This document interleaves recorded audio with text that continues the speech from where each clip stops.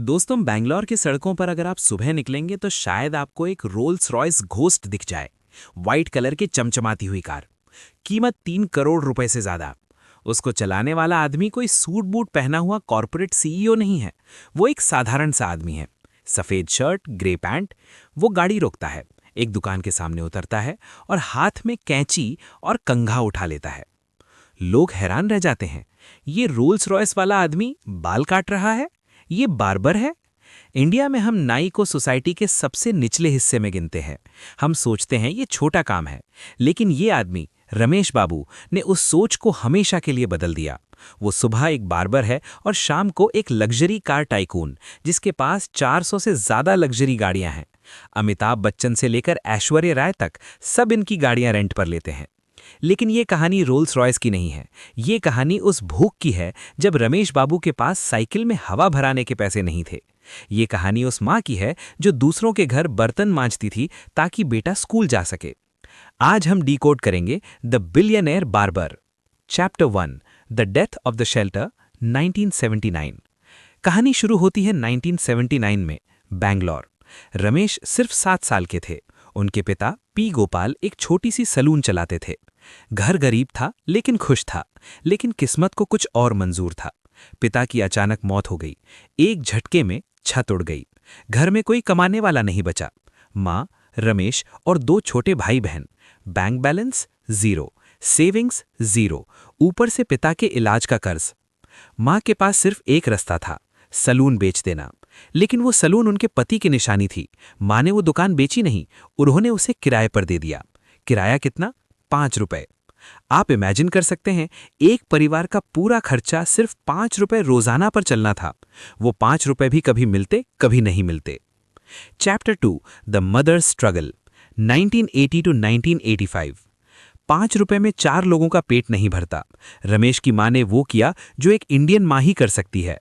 अपना आत्मसम्मान, self respect side में रखा और काम पर लग गईं। वो लोगों के घरों में बाई का काम करने लगीं, बर्तन मांजना, कपड़े धोना, झाड़ू मारना। रमेश देखते थे कि माँ के हाथ पानी और साबुन से फट गए हैं। वो रात को थक कर आती और बच्चों को खाना खिलाकर खुद भूखी सो जाती।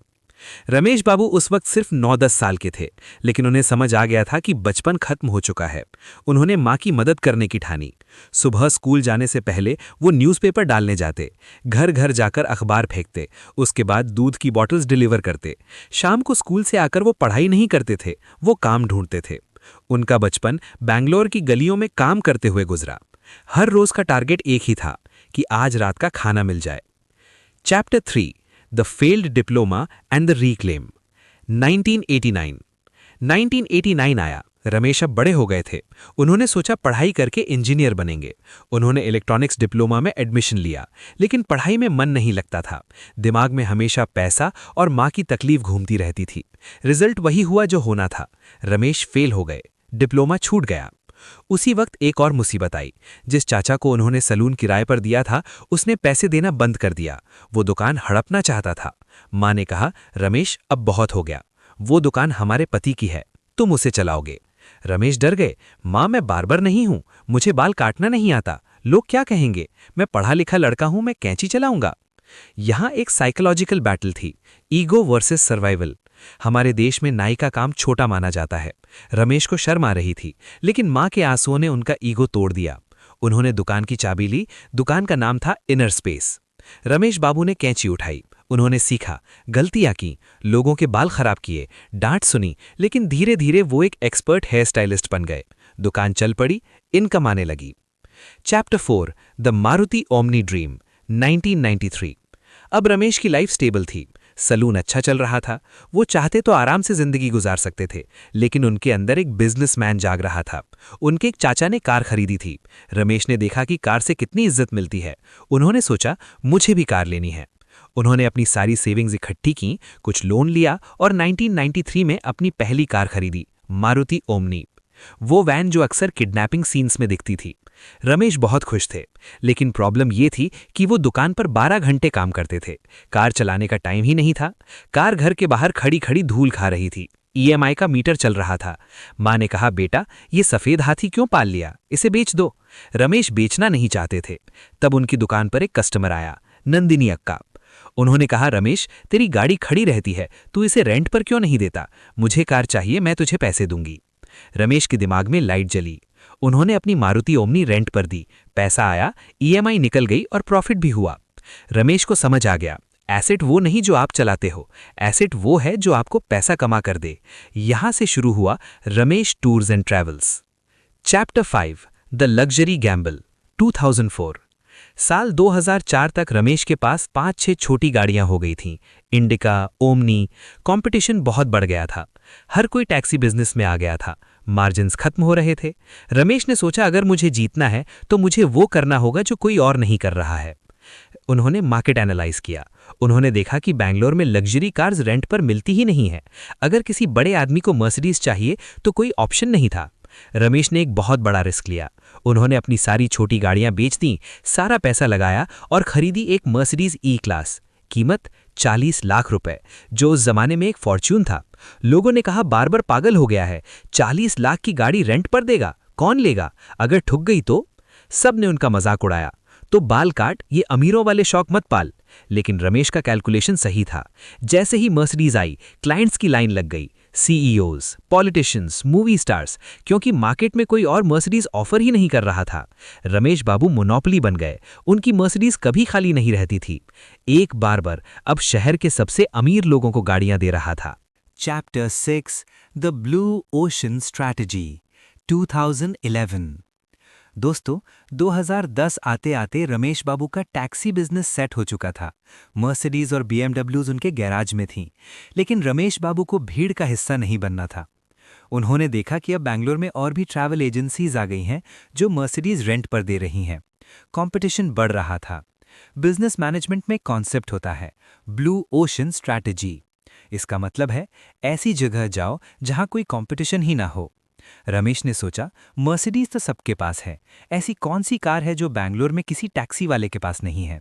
जवाब था रोल्स रॉयस घोस्ट। कीमत 3 करोड़ रुपए, रोड टैक्स और इंश्योरेंस मिलाकर 3.5 करोड़ रुपए। जब रमेश ने घर पर बताया तो हंगामा हो गया। लोगों ने कहा, रमेश, होश में आओ, 3.5 करोड़, इतने में तो 10 मर्सिडीज आ जाएंगी। अगर ये गाड़ी नहीं चली तो तुम सड़क पर आ जाओगे, दुकान बिक जाएगी। बैंक्स ने लोन देने से साफ मना कर दिया। मैनेजर ने कहा, मिस्टर रमेश, आप एक बार्बर हैं, आपकी हेयर कटिंग की इनकम से इसका ब्याज यानी इंटरेस्ट भी नहीं निकलेगा, हम रिस्क नहीं ले सकते। लेकिन रमेश जिद्दी थे। उन्होंने अपनी पुरानी लग्जरी कार्स गिरवी रख दी, दोस्तों से उधार लिया, अपनी लाइफ की सारी सेविंग्स लगा दी और 2011 में बैंगलोर की सड़कों पर एक वाइट रोल्स रॉयस घोस्ट उतरी। नंबर प्लेट वही थी जो उनकी पहली कार की थी, 0006। ये इंडिया की हिस्ट्री में पहली बार था कि कोई टैक्सी वाला रोल्स रॉयस खरीद रहा था। Chapter 7, the Gamble that paid of. गाड़ी आ गई, लेकिन अब डर ये था, रेंट पर कौन लेगा? एक दिन का किराया था 50,000 रुपए, पुलिस की सैलरी से ज्यादा एक दिन का किराया था। क्रिटिक्स ने कहा ये गाड़ी गराज में सड़ेगी, लेकिन रमेश की कैलकुलेशन अलग थी। उन्होंने सोचा, कॉर्पोरेट कंपनीज के सीईओज, बड़े पॉलिटिशियंस और सबसे इंपॉर्टेंट शादी वाले। इंडिया में लोग शादी में दिखावे के लिए कुछ भी कर सकते हैं। जैसे ही न्यूज़ फैली कि एक बार्बर के पास रोल्स रॉयस है, मीडिया पागल हो गया। फ्री मार्केटिंग हुई। CNN, BBC, NDTV सब ने हेडलाइंस बनाई और रिजल्ट, रमेश बाबू की रोल्स रॉयस एडवांस में बुक होने लगी। जो अमीर लोग पहले मर्सिडीज लेते थे, अब उन्हें स्टेटस सिंबल के लिए रोल्स रॉयस चाहिए थी। रमेश बाबू का रिस्क चल गया। उन्होंने मोनोपोली क्रिएट कर ली।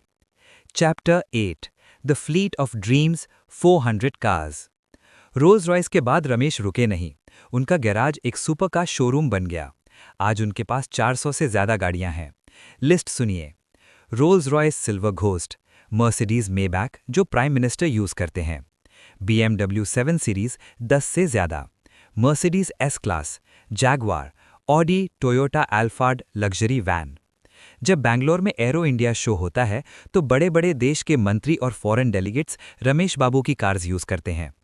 जब ऐश्वर्या राय या अमिताभ बच्चन बैंगलोर आते हैं तो वो रमेश की गाड़ी में बैठते हैं। सचिन तेंदुलकर भी उनके क्लाइंट हैं। एक बार जर्मनी से एक डेलीगेशन आया था। उन्होंने रमेश की सर्विस देखी और कहा, ऐसी लग्जरी सर्विस तो हमें यूरोप में भी नहीं मिलती। वो लड़का जो कभी 5 रुपए के लिए न्यूज़पेपर फेंकता था, आज बिलियंस की मशीन्स का मालिक था। Chapter 9 the scissor in the hand the psychology. अब आते हैं इस कहानी के सबसे इम्पॉर्टेंट और साइकोलॉजिकल पार्ट पर। रमेश बाबू के पास आज इतना पैसा है कि वो आराम से रिटायर हो सकते हैं। वो सूट बूट पहनकर एसी ऑफिस में बैठ सकते हैं। लेकिन अगर आप आज भी बैंगलोर के बोरिंग इंस्टीट्यूट के पास इनर स्पेस सलून में जाएंगे तो आपको वहां रमेश बाबू मिलेंगे, सफ़ेद शर्ट पहने हुए, हाथ में कैंची लिए। वो आज भी पुराने कस्टमर्स के बाल काटते हैं। बाल काटने का चार्ज 150 रुपीज़। सोचिए, सुबह वो आदमी किसी क्लाइंट से 50,000 रुपये का चेक लेता है कार रेंट के लिए, और शाम को वही आदमी किसी कस्टमर से 150 रुपीज़ लेता है बाल काटने के लिए। रिपोर्टर ने उनसे पूछा, सर वाई, आप बिलियनर हैं, आप ये नाई का काम क्यों करते हैं, लोग क्या कहेंगे? रमेश बाबू ने जो जवाब दिया वो हम सबको सुनना चाहिए। उन्होंने कहा, ये दुकान मेरी माँ की निशानी है और ये कैंची मेरी रोजी रोटी है। जिस दिन मैंने ये कैंची रख दी उस दिन मैं भूल जाऊंगा कि मैं कौन हूँ। ये रोल्स रॉयस, ये मर्सिडीज़, ये सब किस्मत है, लेकिन ये स्किल यानी हुनर, ये मेरी असलियत है। गाड़ियाँ आज हैं कल नहीं होंगी, लेकिन मैं बार बार था, हूँ और रहूँगा। ये ग्राउंडिंग है।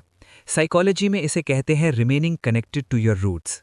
अमीर होना आसान है, लेकिन अमीर होकर ज़मीन पर पैर रखना बहुत मुश्किल है। Chapter 10 the teacher of dignity. Ramesh Babu आज 300 से ज़्यादा ड्राइवर्स को एम्प्लॉय करते हैं। वो अपने ड्राइवर्स को सिखाते हैं, गाड़ी कोई भी हो, चलाने वाला मालिक होता है। उन्होंने सोसाइटी की उस सोच को तोड़ दिया कि कोई काम छोटा होता है। वो सुबह रोल्स रॉयस चलाते हैं ताकि दुनिया को दिखा सकें कि वो क्या बन गए हैं, और शाम को बाल काटते हैं ताकि वो खुद को याद दिला सकें कि वो कहाँ से आए थे। एक बार उनकी रोल्स रॉयस चोरी होने वाली थी। किसी ने स्कैम किया था। रमेश बाबू ने पुलिस की मदद से वो वापस ली। लोगों ने कहा, आप डर गए होंगे। रमेश ने हंसकर कहा, मैं क्यों डरूंगा? अगर ये रोल्स रॉयस चली भी गई तो मेरे पास मेरी कैंची है, मैं फिर से कमा लूंगा। ये कॉन्फिडेंस, ये सिक्योरिटी बैंक बैलेंस से नहीं, हुनर से आती है। Conclusion, the definition of status. दोस्तों, हम अक्सर शर्म करते हैं, मैं वेटर का काम कैसे करूं, मैं डिलीवरी बॉय कैसे बनूं, लोग क्या कहेंगे? रमेश बाबू ने उस शर्म को जला दिया। उन्होंने दिखाया कि डिग्निटी ऑफ लेबर क्या होती है। अगर एक बार्बर जिसकी माँ बर्तन मांजती थी वो रोल्स रॉयस का मालिक बन सकता है, तो आप अपनी लाइफ में क्या नहीं कर सकते? स्टेटस गाड़ी से नहीं, सोच से बनता है। तो अगली बार जब आप किसी बार्बर की दुकान पर जाएं या किसी ऑटो वाले को देखें तो याद रखना, शायद उसके दिमाग में अगली रोल्स रॉयस का सपना चल रहा हो। किसी को छोटा मत समझना। Stay humble, dream big, keep building. जय हिंद।